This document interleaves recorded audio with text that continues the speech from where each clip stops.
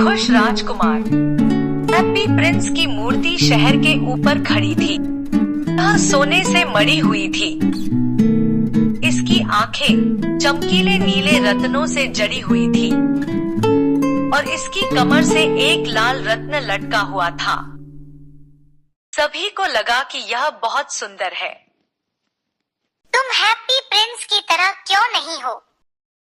जब उनके छोटे लड़के रोते थे तो माताएं उनसे पूछती थी। दुखी लोगों ने मूर्ति को देखा और कहा, मुझे खुशी है कि दुनिया में कोई खुश है। एक रात एक छोटा सा स्वेलो शहर के ऊपर से अकेला उड़ रहा था। उसके दोस्त चले गए थे लेकिन वह 6 सप्ताह तक वहीं रहा। आज रात मैं कहाँ रह सकता हूँ, उसने सोचा। फिर उसने मूर्ति देखी। मैं वहीं रहूंगा, उसने सोचा। यह ऊंचाई पर है, इसलिए यहाँ ताजी हवा बहुत है। वह हैप्पी प्रिंस के पैरों के बीच में उतरा। उसने सोचा, मेरे पास एक सुनहरा शयन कक्ष है। लेकिन जैसे ही उसने अपना सिर उसके पंख के नीचे रखा, पानी की एक बड़ी बूंद उसके ऊपर गिर गई। उसने ऊपर देखा। यह तो बहुत अजीब बात है, उसने सोचा। आसमान में बादल नहीं है, लेकिन बारिश हो रही है। फिर एक और बूंद गिरी। मैं ऐसी मूर्ति पर नहीं रह सकता जो मुझे सूखा न रखे, उसने सोचा। मुझे कोई और जगह ढूंढनी होगी। और उसने उड़ने का फैसला किया। लेकिन जैसे ही उसने अपने पंख खोले, एक तीसरी बूंद गिरी। उसने ऊपर देखा और देखा कि उसने क्या देखा? हैप्पी प्रिंस की आंखें आंसुओं से भरी थी। उसके सुनहरे चेहरे पर आंसू बह रहे थे। चांदनी में उसका चेहरा बहुत सुंदर लग रहा था और निगल को उस पर तरस आ रहा था। तुम कौन हो? पक्षी ने पूछा। मैं खुश राजकुमार हूँ। तो फिर रो क्यों रही हो? मैं तुम्हारे आंसुओं से भीग गई हूँ। राजकुमार ने कहा, जब मैं जीवित था तो मेरा दिल भी हर दूसरे आदमी की तरह था, लेकिन मुझे नहीं पता था कि आंसू क्या होते हैं। मैं एक महल में रहता था जहां कोई दुख नहीं था। दिन में मैं अपने दोस्तों के साथ एक खूबसूरत बगीचे में खेलता था और शाम को नाचता था। बगीचे के चारों ओर एक ऊंची दीवार थी, लेकिन मुझे नहीं पता था कि दूसरी तरफ क्या है। इसलिए मुझे हैप्पी प्रिंस कहा जाता था। मैं अपनी छोटी सी दुनिया से खुश था। अब मैं मर चुका हूं और मुझे यहां रखा है। मैं अपने शहर की सारी नाखुशी देख सकता हूं। मेरा दिल अब सस्ती धातु से बना है, लेकिन वह बेचारा दिल भी महसूस कर सकता है और इसलिए मैं रोता हूं। निगल ने खुद से कहा, वह केवल बाहर से सोना नहीं है। यहां से बहुत दूर, हैप्पी प्रिंस ने धीमी आवाज में कहा, एक छोटी सी गली में एक गरीब घर है। खुली खिड़की से मैं एक महिला को एक मेज पर बैठे हुए देख सकता हूं। उसका चेहरा बहुत पतला है और उसके हाथ खुरदरे लाल है। वह महल में होने वाले नृत्य के लिए रानी की एक महिला के लिए पोशाक बना रही है। उसका छोटा लड़का कमरे के कोने में एक बिस्तर पर लेटा हुआ है। वह बहुत बीमार है। वह रो रहा है क्योंकि वह उसे केवल नदी का पानी दे सकती है। छोटी चिड़िया, क्या तुम मेरा लाल गहना उसके पास ले जाओगी? मैं यहां से नहीं जा सकता। मेरे दोस्त मिस्र में मेरा इंतजार कर रहे हैं, निगल ने कहा। छोटी छोटी चिड़िया, राजकुमार ने कहा, कृपया रुको। लड़का रो रहा है और उसकी मां बहुत दुखी है। हैप्पी प्रिंस बहुत दुखी लग रहा था और छोटे स्वेलो को उस पर तरस आ रहा था। यहाँ बहुत ठंड है, उसने लेकिन मैं एक रात तुम्हारे साथ रहूंगा। राजकुमार ने कहा, धन्यवाद छोटी चिड़िया। इसलिए अबाबिल ने राजकुमार की कमर से वह बड़ा लाल रत्न लिया और उसे लेकर शहर की छतों पर उड़ गया। वह महल के पास से गुजरा और उसने नाचने की आवाज सुनी। चिड़िया नदी के ऊपर से गुजरी और उड़ती रही। आखिरकार वह उस बेचारे छोटे से घर में पहुंची और अंदर झांका। लड़का बिस्तर पर लेटा हुआ था। मां सो रही थी। वह बहुत थकी हुई थी। वह उड़कर अंदर आया और उसने वह बड़ा लाल गहना मेज पर रख दिया। फिर वह बिस्तर के चारों ओर उड़ता हुआ अपने पंखों से लड़के के चेहरे के चारों ओर हवा घुमाने लगा। ओह, लड़के ने कहा, मेरा चेहरा इतना गर्म नहीं लग रहा है। मुझे लगता है कि मैं ठीक हो रहा हूँ। और वह सो गया। फिर अबाबिल वापस हैप्पी प्रिंस के पास उड़ गया। यह अजीब है। अबाबिल ने कहा, यह बहुत ठंडा है, लेकिन मुझे काफी गर्मी लग रही है। राजकुमार ने कहा, ऐसा इसलिए है क्योंकि तुमने अच्छा काम किया है। छोटा अबाबिल सो गया। जब दिन निकला तो निगल नहाने के लिए नदी में उड़ गया और चतुर आदमी ने उसे देख लिया। यह बहुत ही असामान्य, उसने कहा। उस तरह का पक्षी यहाँ सर्दियों में, मुझे इसे लिखना चाहिए। मैं आज रात मिस्र जाऊंगा। अबाबिल ने सोचा। जब चांद निकला तो वह हैप्पी प्रिंस के पास वापस उड़ गया।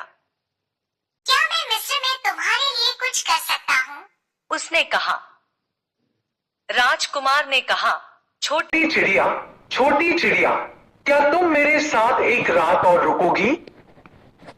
मेरे दोस्त मेरी प्रतीक्षा कर रहे हैं। पक्षी ने उत्तर दिया। शहर के उस पार बहुत दूर राजकुमार ने कहा, मैं एक युवा लेखक को एक घर के ऊपर एक छोटे से कमरे में देख सकता हूँ। वह एक मेज पर बैठा है जो कागजों से रखी हुई है। उसके बगल में कुछ मुरझाए हुए फूल हैं। वह एक कहानी खत्म करने की कोशिश कर रहा है, लेकिन उसे बहुत ठंड लग रही है और वह लिख नहीं पा रहा है। कमरे में आग नहीं है और वह कमजोर और भूखा है। मैं तुम्हारे साथ एक और रात रुकूंगा। निगल ने विनम्रता से कहा। मैं उसके लिए क्या ले जाऊं? मेरी एक आंख ले लो, राजकुमार ने कहा। वे सुंदर नीले पत्थरों से बनी है। युवक इसे बेचकर लकड़ी और भोजन खरीद सकता है। वह अपनी कहानी पूरी कर सकता है। अपनी आंख निकाल लो, प्यारे राजकुमार। अबाबिल ने कहा, मैं ऐसा नहीं कर सकता, और वह रोने लगा। ऐसा करो, राजकुमार ने कहा। इसलिए अबाबिल ने राजकुमार की आंख निकाल ली और युवक के कमरे में उड़ गया। छत में छेद होने के कारण वहां पहुंचना आसान था। युवक अपने सिर को हाथों में थामे बैठा था, इसलिए उसने पक्षी के पंखों की आवाज नहीं सुनी। जब उसने ऊपर देखा तो एक सुंदर नीला रत्न मृत फूलों पर पड़ा था। किसी को मेरी कहानियां पसंद है, वह खुशी से चिल्लाया।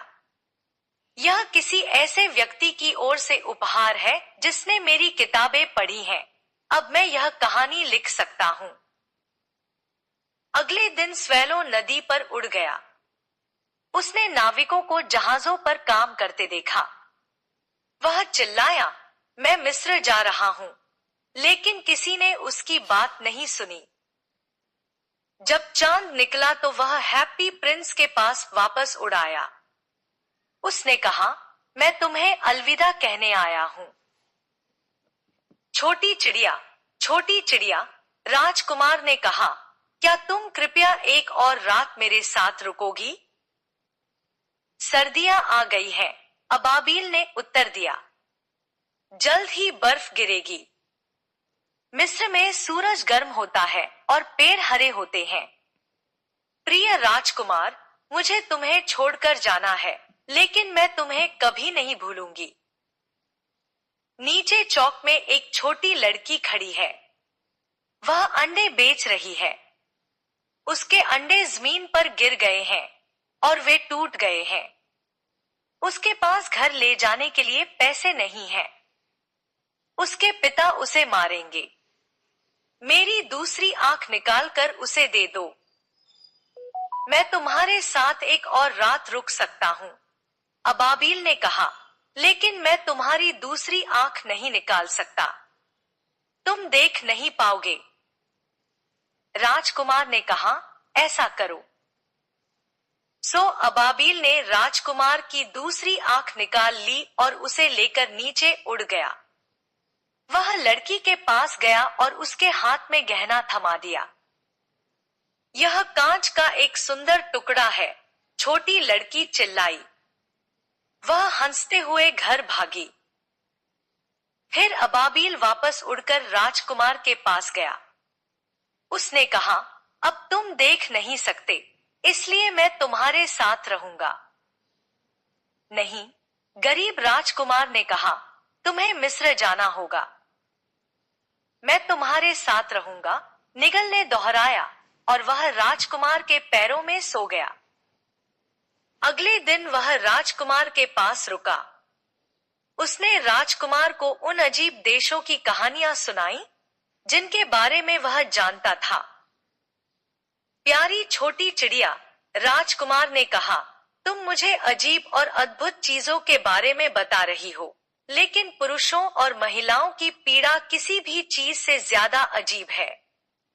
मेरे शहर के ऊपर उड़ो, छोटी चिड़िया। मुझे बताओ कि तुम वहां क्या देखती हो। इसलिए अबाबील बड़े शहर के ऊपर से उड़ गया। उसने गेट पर बैठे गरीब लोगों को देखा। वह अंधेरी गलियों में उड़ गया और उसने भूखे बच्चों के उदास आंखों वाले सफेद चेहरे देखे। एक पुल के नीचे दो छोटे लड़के गर्म रहने के लिए एक दूसरे के करीब लेटे हुए थे।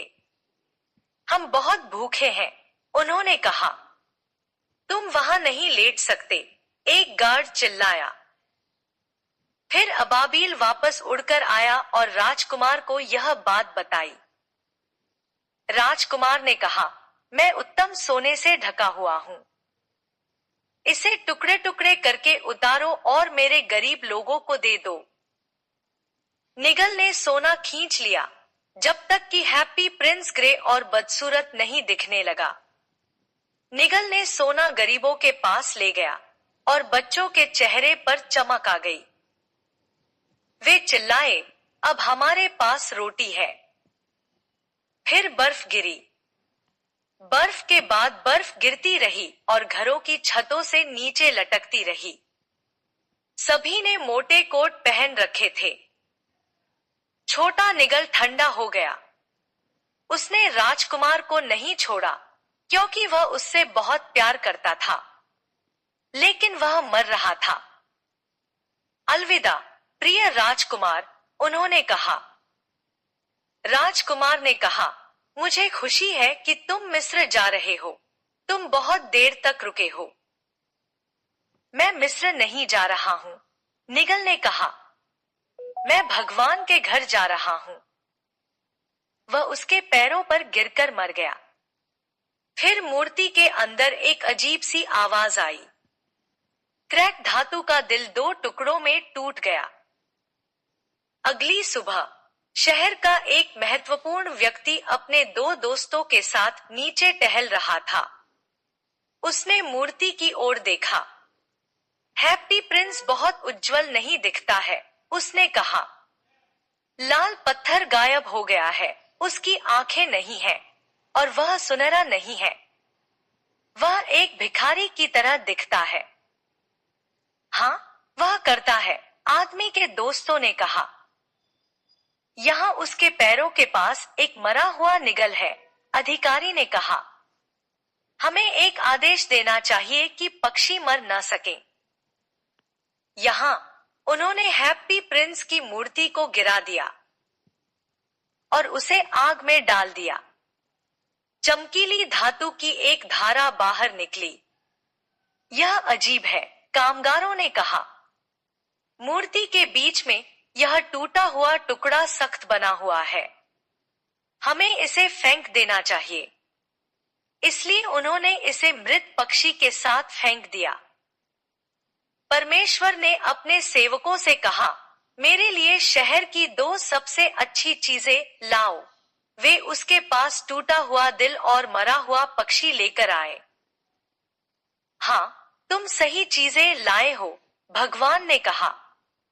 यह छोटा सा निगल मेरे बगीचे में हमेशा गाएगा और खुश राजकुमार मेरे सोने के शहर में खड़ा होगा। Oscar Wilde.